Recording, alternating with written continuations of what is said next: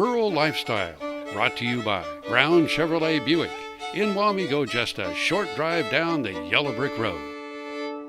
Good morning and welcome back to the show. It's bowl week. It is. It is bowl week, so go Cats. Congratulations to Kent State Wildcats. And we're going to make some really cool burgers. Right. Gourmet burgers are really kind of in fashion right now. Right, Karen, right, so. they are. And you know, you can do so much with ground beef. You can do, actually we're going to show you today how you can season the raw ground beef and have wonderful flavor, or how you can just cook it up and then season it on top. So.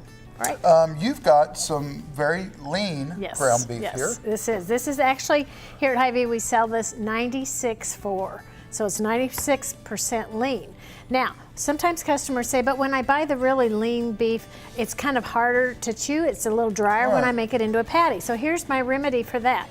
Basically, for a pound of lean ground beef, you add an egg white, which is adding absolutely no fat, just pure protein. You add about a 1/4 cup of water, and we're going to add about a 1/4 cup of breadcrumbs. Okay. Now, you and I have decided we're going to season this raw ground beef into an Italian type burger. So those are actually Italian seasoned whole wheat breadcrumbs. Now, you can see just by stirring that in, when this cooks up, it's going to make a really nice, soft patty, very moist and very yummy. Now, out of this set of ground meat, beef, we're going to make sliders out of this. So when we talk about seasoning the beef itself, it's almost perfect for sliders. Yes. Because it's hard to top a little slider with a bunch of lot of extra stuff. So you've got your flavor already in that got your flavor already in there. Now, so you can see that mixes in really nice. Now, at this point, I could just grill those off or pan fry those off, and they'd be a great hamburger patty. Now, today though, we're going to stir in a little Asiago cheese, which is going to give us umami. We have to be fair to everybody. We went through the cupboards here at Hy-Vee. Yes, we did. And pulled out just ideas. kind of pulled out a bunch of stuff, and we were kind of talking, hey, what if we did this, or what if we did that? And just kind of came up with I had some marinated roasted peppers right in my refrigerator, and we decided we were just going to actually put a few of these in there. And again, this is just going to give us some kind of our Italian and those flavors. Smell awesome. Those are awesome. Yeah. Just however much you would want. And some additional moisture in there too as well. This is actually a tomato bruschetta, which already has some garlic and some wonderful flavors, some oregano and some good stuff in it. So you can see we can just put however much you want right in there. And that's just going to blend in. And we've already this meat's all seasoned up, ready to go to the grill. Make our little sliders, and then we'll serve it on some fun different buns or some really seasoned breads like that. And it's ready to go. Now, pardon me, I'm working with 80-20, which is your standard kind of hamburger mix. Exactly. And you gave me a little trick here that I didn't. I learned something every time I spend time with Karen. So this is a 1/4 cup. Actually, it's a half a cup, which makes a 4-ounce patty. Okay, and I've stuck it in there very, very well. Let me show you another. There we go. But usually if you just kind of take your fingers, it pops right out. Okay. So you bet. You know, portion control is very important. Sure. And when it comes to our beef, a portion serving is about a 4-ounce portion, which cooks down to about 3 ounces. So if you'll use a half cup measure to just measure out your hamburger, just pack it lightly right down into that, then you know that you've got exactly a 4-ounce portion. Okay. See, it just pulls out. I'll continue to do that. There you go. My hands dirty. There we go. So there you go. And then we're going to just grill these up. Maybe put some seasoning on the top, grill them up, and then we'll use our toppers as our flavor enhancement. Well, we're going to take a quick break. I'm going to finish patting up these hamburgers, and when we come back, we're going to grill them off. We've got some pineapple and some other stuff, so we'll see you in just a minute.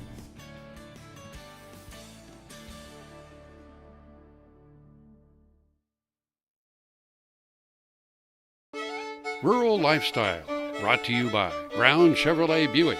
In Wamego, just a short drive down the yellow brick road. Thanks for staying with us. Karen, thank you for staying with us. Always. And we do need to say that we need to thank Kevin, our cameraman, Kevin, behind the scenes. And our motivator. He is our motivator. A great motivator. I know. He puts a smile on our face, and when we hit when the lights come on, we're ready to go. Yeah. Exactly. Thanks, Kevin. Thank you, Kevin. Okay, so we've grilled our burgers off. We did not smash them. Because that really forces that nice flavorful juice out of them, and you don't want to do that. You're better off that when you're forming and shaping those, they're only about that thick, because as they cook, they are going to draw up some. Another tip when you're forming your patty is to take your thumb and print it right into the middle. Which I have to, don't have meatballs which I have to say is, I had gotten my patties all nice and formed when Karen come over and stuck her thumb in them. And I was like, hey, get your thumb out of my hamburger meat. That's all right. But you can see they cooked up pretty cooked up very nicely. So, okay, we've got two options. We've got sliders, right? Which we added stuff on the inside. Right, we kind of made it a fun little flavored thing. You know what we're going to do here at the end now is we've kind of put a nice little sauce. Remember we started with the tomato bruschetta and some of the roasted peppers and such, and so this sauce is just going to continue to enhance that. Okay. We're just going to put those little sliders right on there. This would be a great idea for a party or just something fun like that. Now another idea is to take like a grilled pineapple slice, and you can put those right on those sliders as well. And I grilled these right up. You can see the nice grill marks right in the pan, right there with the burgers. So, and that's just a fun way to do it. You top those off with a little lettuce and the tops, and you're good to go. And again, these were 94.6. Yes, 94.6. I cooked the 80/20s, and we just seasoned those on the outside with a little salt and pepper. We've got a nice onion roll that we're going to serve with those.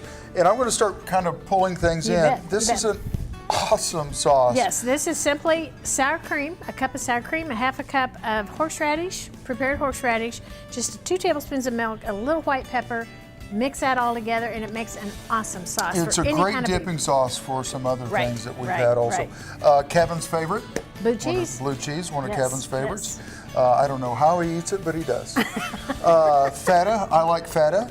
Feta's good. Feta is not quite as strong as blue cheese, so if you're not a blue cheese eater, try feta. And this feta is actually a tomato basil flavored. It comes in lemon pepper, it comes in all different flavors, but feta is awesome. Ranch dressing is another. The old favorite, the old We are classic. talking about gourmet hamburgers today, so again, ranch dressing is a nice one.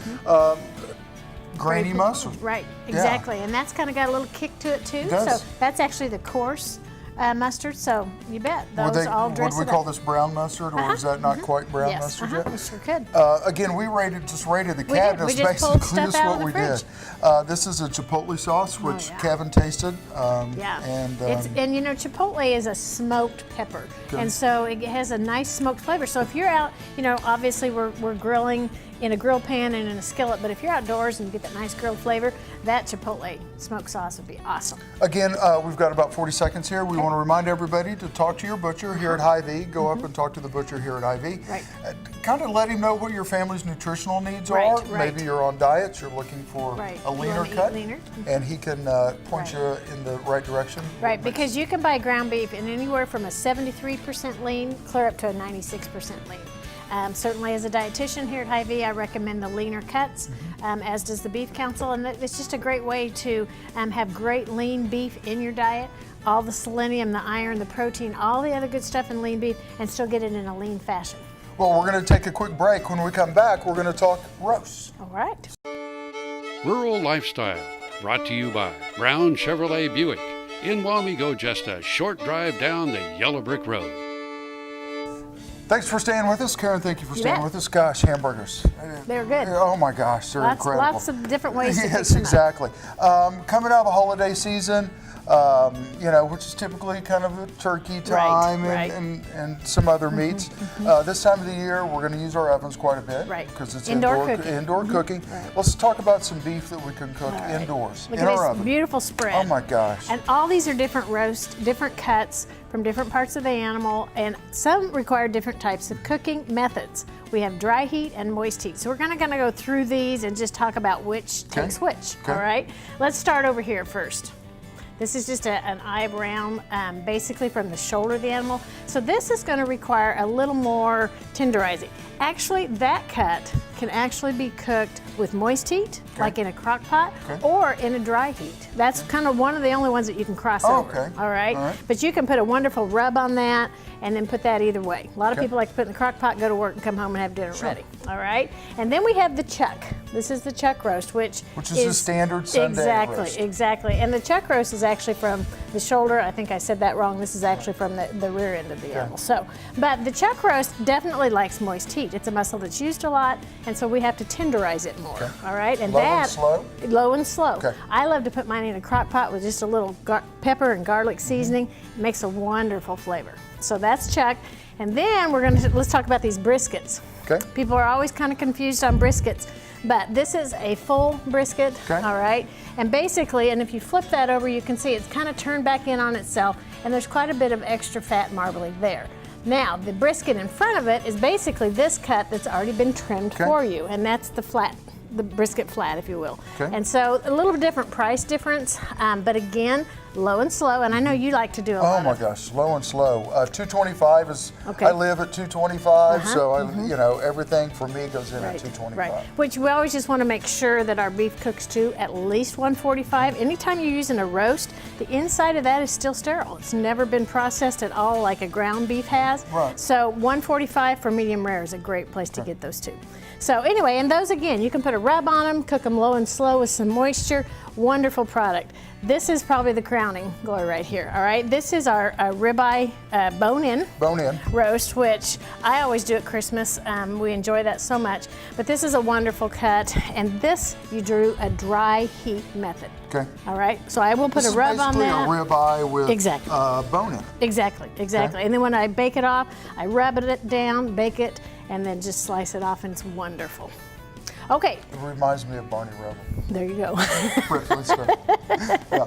Okay, so we've got all these. Let's talk about a little sauce that we can use. It goes on anything. Right. You know, umami is one of my favorite words, and I tell you what, when you're doing roast, it doesn't matter which cut it is. A little topping on that just really accentuates the different flavors. So this is just really simple. This is just a cup of sour cream. And if you're watching that fat, you could certainly use a lower fat variety. Right. Horseradish, can you smell that? That'll open up your sinuses, right? So we're just putting out. One thing I always point out to my customers here at Hy-Vee is that there's horseradish and then there's a prepared sauce. Right. And make sure that you're buying just the horseradish because the other already has mayonnaise mixed in. You don't want to use that. Okay, and then a little white pepper. White pepper. And white pepper is really not a lot different than dark pepper, except for you can't see it once you stir it in. Okay. All right, and then just a couple tablespoons of milk right in there. And then we're just gonna pick up our fresh chives, and we're just gonna snip some of those right into this sauce. Well, we want to remind everybody that you can find recipes for any of these cuts of meat in the Healthy Beef Cookbook. Exactly. And also talk to your Hy-Vee butcher. They can also help you out in anything you need. You bet. Need to know. Yeah, that cookbook actually has wonderful, tells all the different cuts, how they should be cooked, what temperature, and even some lots of great recipes. So you can see that's just a fun sauce, and that's a great sauce to dip any of these roasts in.